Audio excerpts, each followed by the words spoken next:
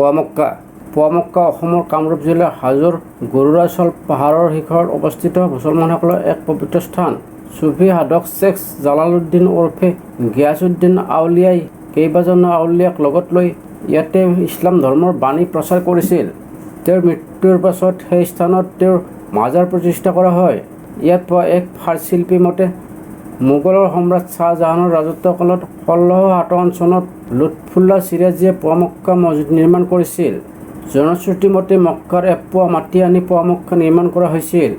হাজোৰ গৰুৰাচলত মছজিদ স্থাপন কৰি দোৱা কৰা সময়ৰে পৰা পোৱা মক্কা হোৱা বুলি মানুহে কয়।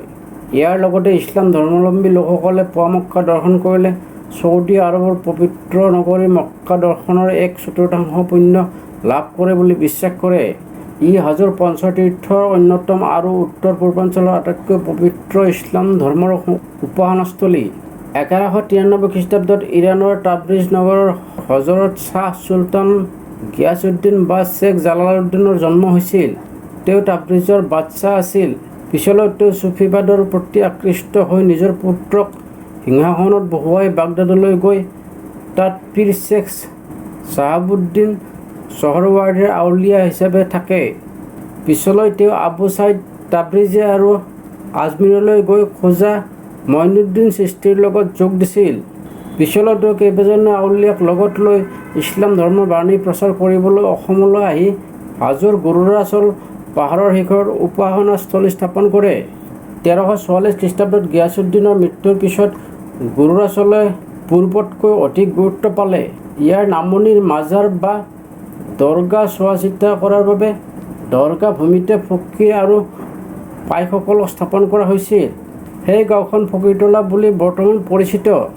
ইয়াত পোৱা এক ভাৰশিল্পী মতে মোগল সম্ৰাট শ্বাহজাহানৰ ৰাজত্বকালত 1657 চনত লুৎফুল্লাহ চিৰাজীয়ে পোৱা মক্কা মছজিদ নিৰ্মাণ কৰিছিল। 1682 চনত আহোম স্বৰ্গদেউ ৰুদ্ৰসিংহই মোগলৰ হাতৰ পৰা গুৱাহাটী উদ্ধাৰ কৰাৰ পিছতো ইয়াৰ চোৱা চিতা কৰিছিল। হাজোৰ পোৱা মক্কা দৰগাহেই হ'ল অসমৰ সৰ্বপ্ৰথম মছজিদ। হাজোৰ পোৱা মক্কা এটি উল্লেখযোগ্য পৰ্যটনস্থলী।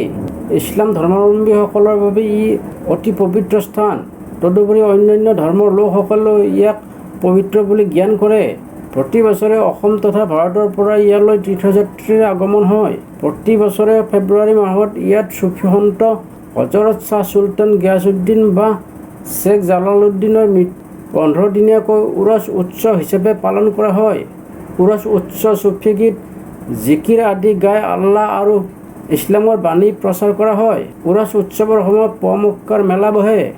এয়াই আছিল পোৱা মক্কাৰ ৰহস্য।